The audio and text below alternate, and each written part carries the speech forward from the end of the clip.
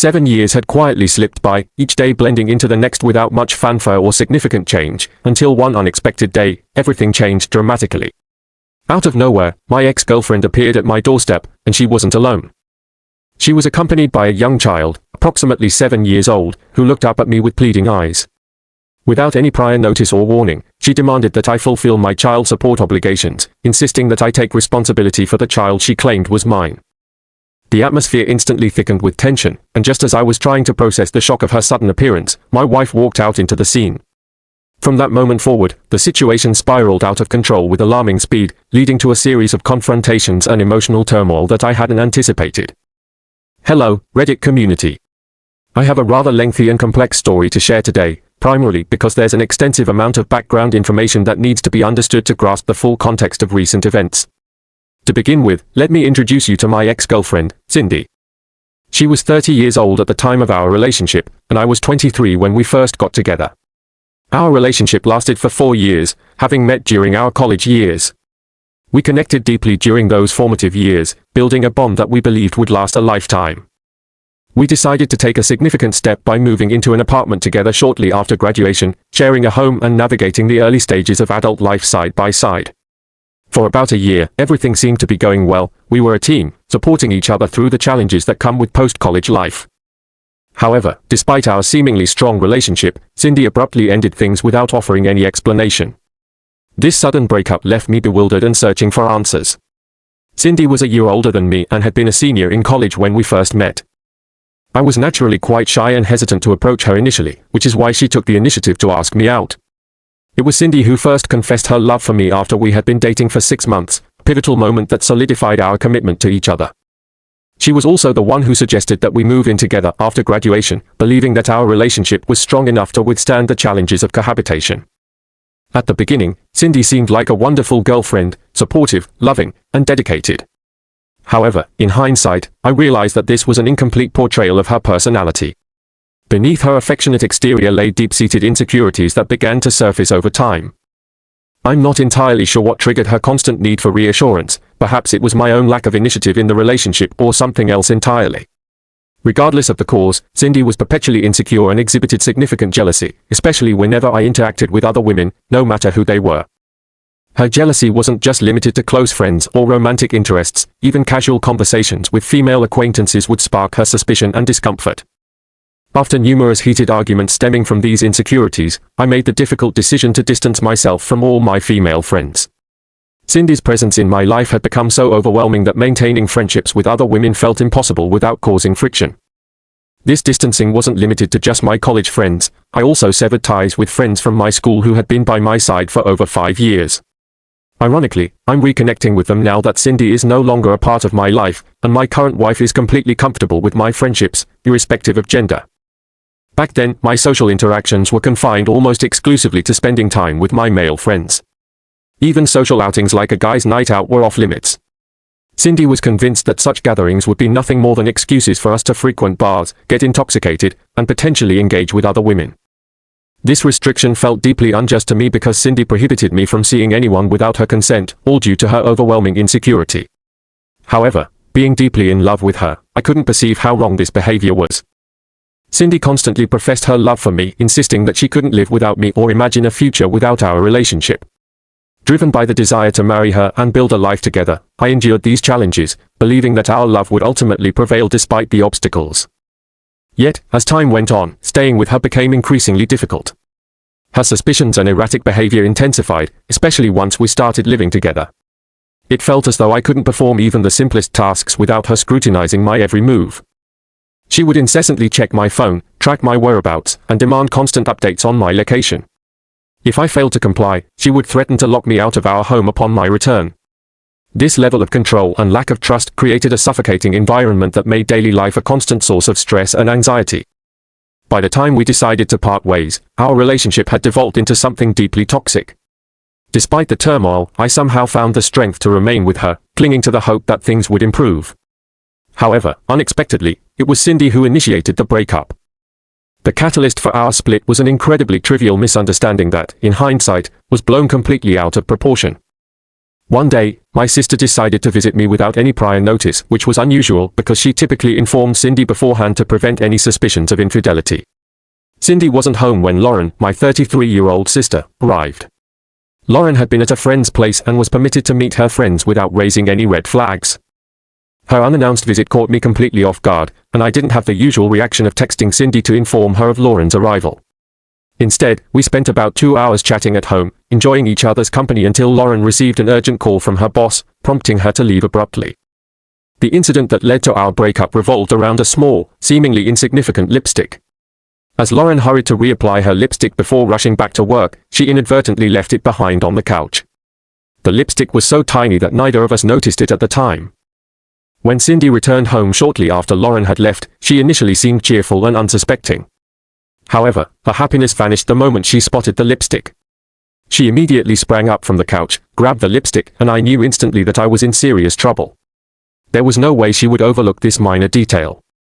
I attempted to downplay the situation by telling her the truth right away. I explained that Lauren had visited during her lunch break, had to reapply her lipstick before hurrying back to work, and had forgotten to return it to her purse in her rush. As I had feared, Cindy didn't believe a word I said.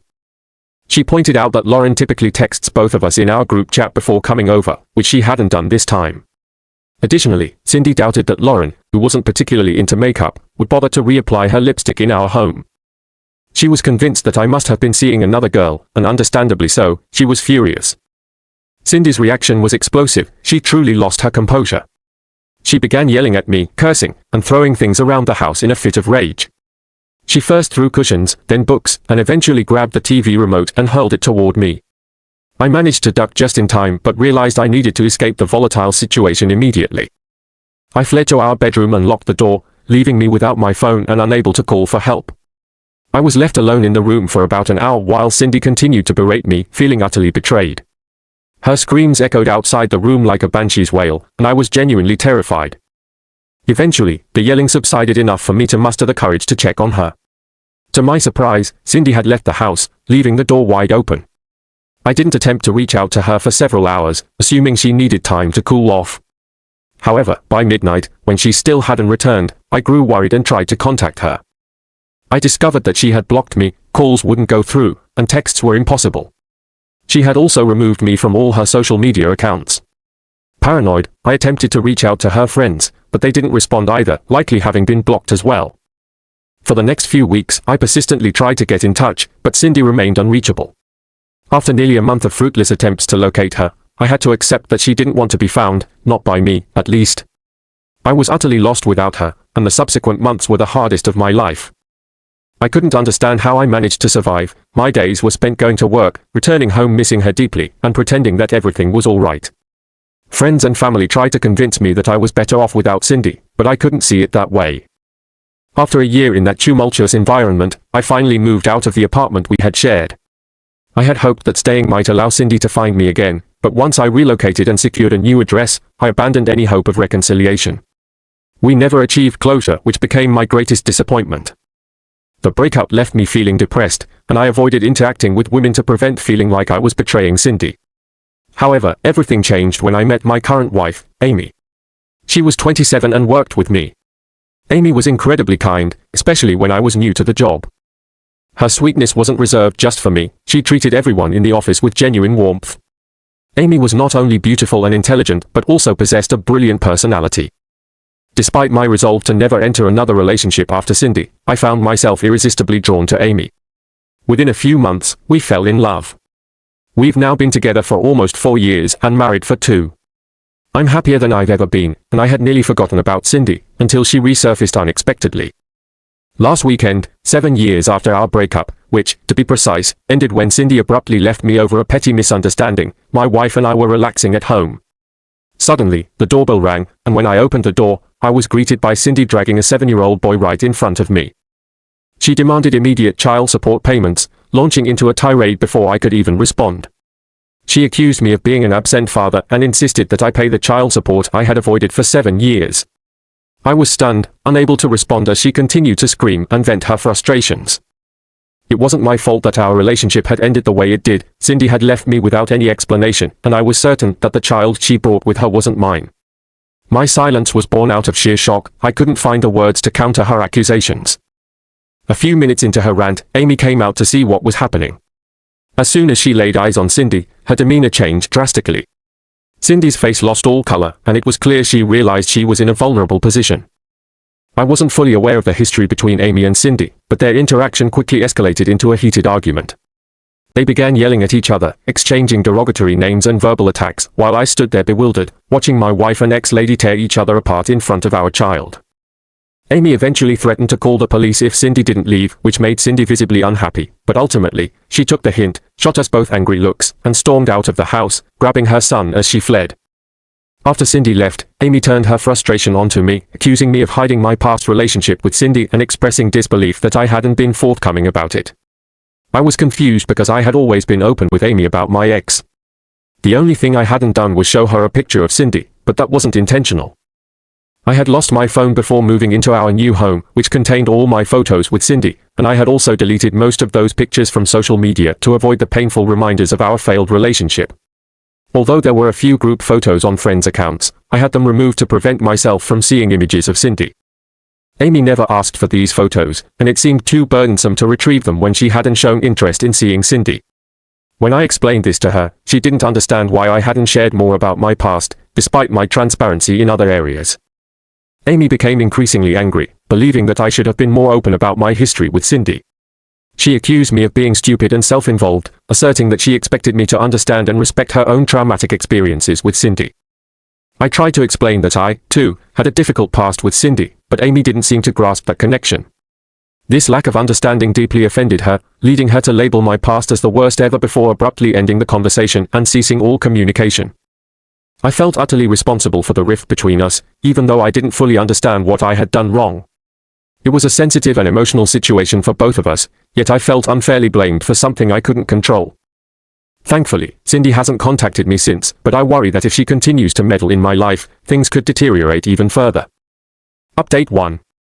Hello again, everyone. I wanted to express my gratitude for all the supportive comments and advice you've shared regarding my predicament. Many of you asked whether my wife had ever mentioned being bullied in the past, and the answer is no. She never disclosed that she had been relentlessly bullied, and I only discovered this aspect of her history after speaking with my sister-in-law. Recognizing that I was in the wrong for not knowing, I decided to take matters into my own hands and visit Amy at her parents' house. I was determined to make our relationship work and knew that resolving this conflict was essential, even though the situation wasn't entirely my fault. It became clear that it was a matter of us against the problem, not Amy against me. Yesterday, after nearly a week of not communicating, I finally visited Amy. Both my in-laws and Amy were surprised to see me, but I didn't wait for any formalities. As soon as the door was open, I approached Amy and enveloped her in a heartfelt hug. She was initially taken aback but responded by hugging me back tightly. We held each other for several minutes in silence, both acknowledging the tough week we had endured. The specifics of who was right or wrong no longer mattered. Once we separated from the embrace, Amy immediately apologized, tears streaming down her face. She explained that she had feared losing me forever due to her meltdown after Cindy's visit and her subsequent behavior. Her parents and I were there to comfort her as she cried, and I felt a mix of relief and guilt. Relief that she recognized her unreasonable actions and guilt for not reaching out sooner, which had contributed to her breakdown. After our heartfelt conversation, Amy packed her things and returned home with me. While things aren't entirely back to normal, we're actively working on healing and making sense of everything that transpired over the past week, including Cindy's unexpected visit. We're determined to uncover the reasons behind her appearance and address the underlying issues together. Update 2. Hey everyone, we finally uncovered the true reason why Cindy came to our home. As you might have guessed, it was purely for financial gain. From the moment she arrived, Cindy made it clear that her sole intention was to extract money from me by demanding child support for a child that, upon closer inspection, doesn't appear to be mine. Amy and my sister-in-law made numerous calls to investigate the situation further, especially since their families had been estranged for years. They discovered that Cindy wasn't actually my child but had been involved with another man for a couple of years. In fact, I suspect Cindy might have been seeing someone else during the last few months of our relationship. Although I lack concrete evidence, this theory makes sense given how abruptly Cindy ended things and seemingly moved on without a second thought. It's plausible that she was already pregnant when she left me and used the situation with my sister as a convenient way to exit our relationship. Cindy's family was largely aware of her relationship with the other man, but I was kept in the dark due to her controlling nature, which prevented me from communicating with her family unless she was present. Her sudden appearance was a deliberate attempt to intimidate me into providing financial support. It turns out that the other man had also abandoned her a couple of months ago, leaving her without a steady income as she had quit her job after the relationship began and the baby arrived. Her financial struggles were exacerbated by her parents' refusal to support her, as they wanted to save for their retirement and couldn't afford to help her suddenly. This explains her desperation. After Cindy encountered Amy at our home, her family lost contact with her, but I'm confident that someone will eventually locate her, either to offer assistance or to report her to the authorities, especially considering rumors that she has scammed others out of money in the past. While these are just rumors, given her actions with me, I wouldn't be surprised if they turned out to be true. Update 3. This is a late update, but Amy and I have decided to take proactive steps to mend our relationship by enrolling in couples counseling and individual therapy. We realized that Cindy's reappearance had shaken the foundations of our marriage, and we needed professional guidance to navigate the emotional turmoil it caused. Our lives were thrown into disarray by just one visit from Cindy, and we're determined not to let that happen again. Regarding Cindy, we've heard from a few relatives that she is now living with another man she met online just a few days ago. He was immediately infatuated with her and has offered her a place to stay. Cindy's parents are devastated by her behavior, especially since she has told them that they are no longer welcome to see their grandson. This isn't about taking sides, it's about the reality that Cindy's parents had turned their backs on her when she needed them the most, leaving her to fend for herself. Cindy's actions have been a consistent source of pain, both for her family and for Amy and me. Her parents were never the easiest people to get along with, and it seems Cindy has inherited some of those challenging traits. Amy and I feel deeply sorry for the poor child who is now bearing the brunt of her mother's poor decisions. Through all these updates, Amy and I are committed to healing and strengthening our relationship. We're working together to understand and overcome the challenges posed by Cindy's interference, ensuring that our marriage can thrive despite the chaos that has erupted in our lives. We remain hopeful that with time, patience, and professional support, we can move past this turbulent chapter and build a happier, more secure future together.